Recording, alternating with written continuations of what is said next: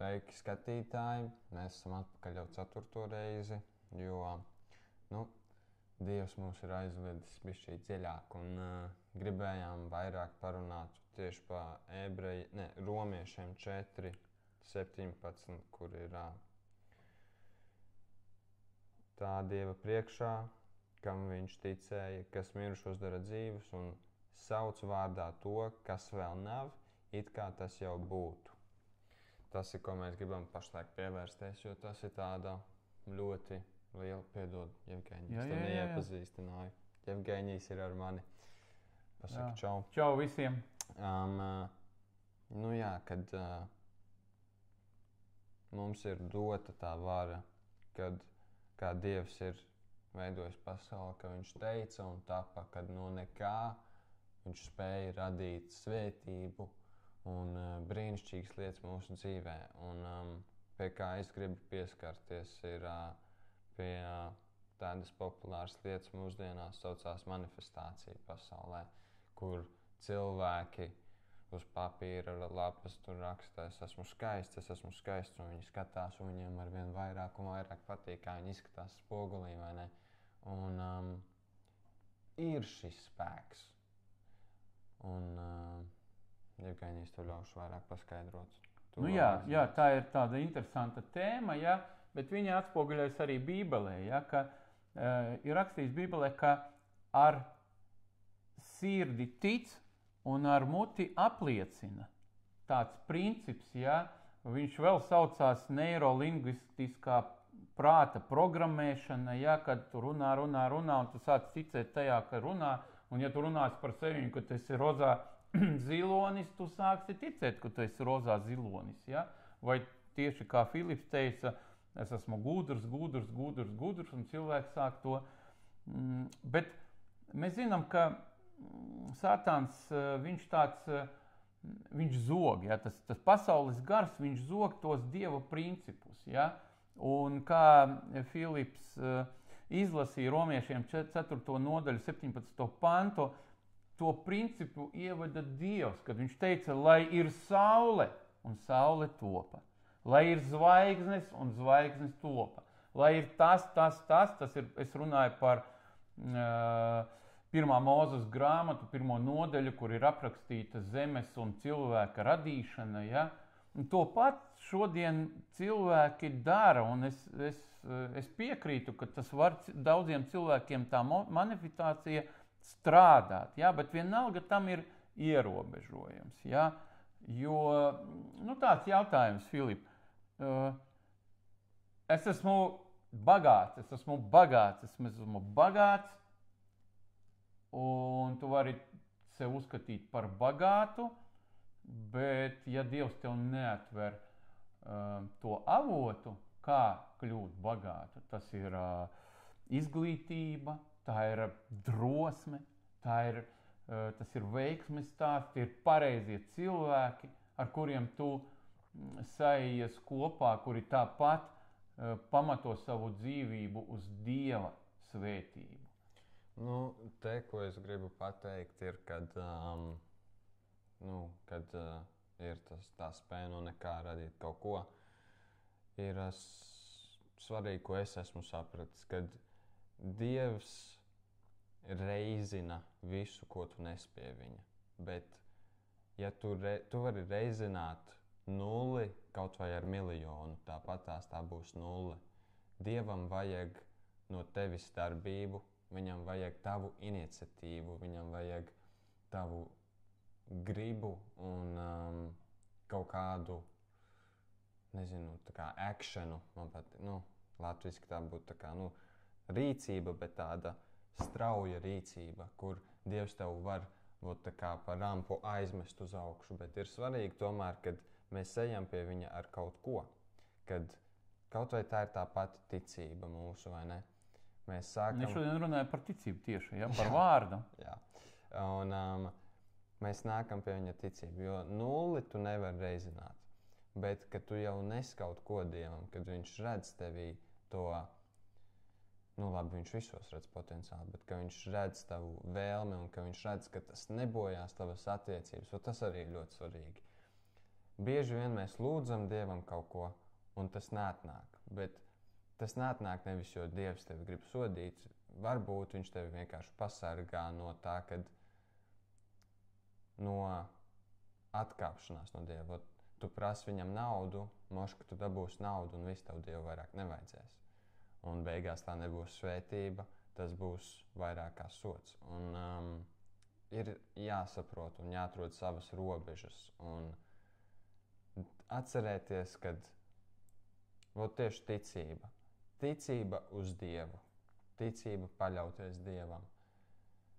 Tas ir pats pamats visam. Un pat ja mēs citreiz nesaprotam, ko viņš grib, un mums nāk šaubas, ir tas otrs puses. Atcerēties, ka Dievs tevi mīl. Dievs vienmēr ir tavā pusē. Un visas ciešanas, viss tiks atmaksāts. Mēs šeit uz pasaules esam 80, 90, ja ļoti paveicās 100 gadus. Un pēc tam mūžībā mums teikts, ka visas ciešanas, ko mēs esam piedzīvojuši, mums Dievs atmaksās 100-kārtīgi. Vispār mēs tur nevaram iedomāties, cik labi tur ir. Un ir svarīgi atstāt tomēr savu ticību uz Dievu. Nepaļauties uz tām fiziskajām lietām. Ir mans mācītājs arī bieži vien runā par šo te, kad neredzamo padarīt redzamu, vai ne? Bet tā ir Dieva ticība, bet redzamo teikt kā neredzamu, tā ir stulbība. Tas ir, ja tu... Tā nav, tā varbūt nav stulbība, tā ir neticība, jo, kur te ticēt, ja, kur man ticēt, ka es ar Filipu iešu dialogā, ēterā, ja viņš sēž klāt, ko man ticēt, ko viņš ir? Jā. Un tā galvenā doma, tās iedrošinājums, ko es gribētu dot, ir paļauties uz Dievu. Jo, ja tu viņu iepazīsti, kā rakstīts, Dievs ir mīlestība. Un, ja to tu turi savā sirdī, šaubas ar laiku aiziet prom, un Dieva svētības un paplašinājums var nākt daudz ātrāk. Jā, zini ko, es tā klausījos tevi, atcerējos vienu tēmu, man liekas, otrā raidījumā, es līdz galam viņu nepateicu, nav svarīgi, ja? Par tām šaubām. Kāpēc arī ir svarīgi turēties to Dievu vārdu, ko mēs runājam arī par to apliecinājumu, par to manifestāciju, ja? Ir svarīgi kāds moments. Tas ir tāds kā konfrontācija, kuru uzspiež tev grūti apstākļi, kur tu varbūt, es minēju tagad par naudu, ja, jo skaists ir skaists, tur, nezinu, man ir ritenis, ja, bet kad mēs runājam par to, ka es esmu, piemēram, man ir daudz naudas, ja, un es apliecinu daudz naudas, ja, un atkal mēs atgriežamies uz to, kādu veidu es izvēlos, lai iegūtu naudu. Ja? Tu, dargais klausītājs, ja? Kāds veids es aizēju nozogu, man ir nauda, un tas ir man aplicinājuma rezultāts. Vai es aizēju nopelnu, un nopelnu daudz, tāpēc, ka man ir izglītība. Kādu ceļu izvēlos? Kādreiz tā ir cita tēma, ka cik gari tie ceļi, nozagt vieglāk, aizņemties vieglāk, bet kad ir grūts spiediens, tu apliecini Dieva vārdu. Un tā ticība ir tajā neredzamā, ja, ko mēs lasījām, ja, kas nebūtu, nezinu, tas tie parādu piedzinēji, ja, tie tiesu izpildītāji, viņi bliežu virsū, tur zvana no bankām kaut kādas agresīvās meitenes vai puiši un mēģina tev pazemot, tur kaut kādu sirdsapziņu iedarbināt, ar to viss kārtībā, bet tajā brīdī, cik tu tici Dievam, ka viņš teica, ka viņš parūpējās par visu, viņš ir spējīgs, jāsagaida tas rezultāts. Un, man liekas, es kaut kur nopaļautos šitajā raidījumā un tajā sagaidi to rezultātu. Negrēko mēģinot pa savam, pa īstermiņā kaut ko iegūt savā dzīvē. Tajā negrēko. Ej tajā Dieva ceļā, tajā mīlestības ceļā, tajā ticībā tam vārdam, kuru viņš atraisa tavā dzīvē. Sagaidi. Es esmu klāt. Es tev parādīšu tādu svētīgu ceļu, lai tev pēc tam nevajag skraidīt no kāda, nevajag atdot 100 reizes vairāk, kā Filips minēja, ja? Lai tu esi tādā sašutumā, par ko? Dievs par ko? Nevis par ļaunumu, bet par labumu, kas ir tavā dzīvē. Par ko Dievs? Par ko tu par manīm tā rūpējies? Es tam novēlu, lai tu dzīvo tādā pārdabiskā Dieva mīlestībā un svaidījumā. Es domāju, jāuzstājas bišķī tāds tā kā kopsavilkums pa visām 4 nodarbībām, ko mēs esam runājuši. Tātad pirmā mums bija ticība caur Dieva vārdu, cik svarīgi ir ticība. Un pirmais bija, ko mēs teicām, kad nevar patikt bez ticības. Kā tu to saproti, Jevgeņi? Nu, fiksi dažos vārdos, fiksi tā. Nevar patikt, tā ir doma, nevis, ka Dievs maina savu attieksmi pret tevīm. Nevar ieiet tajā, kas ir sagatavots. To mēs izcēlām. Un tad otrajā mums bija vairāk šaubas. Ko mēs darām, ja mēs šaubamies? Mēs meklējam citus avotus savām ikdienišķām vajadzībām. Mēs uzdodam jautājumus. Nebaidieties uzdot jautājumus un meklēt taisnību. Ja ir šaubas, meklēt taisnību, jo lieta pa taisnību ir, kad ja tu pietiekami daudz viņu meklēsi, viņa parādās. Meliem ir gals.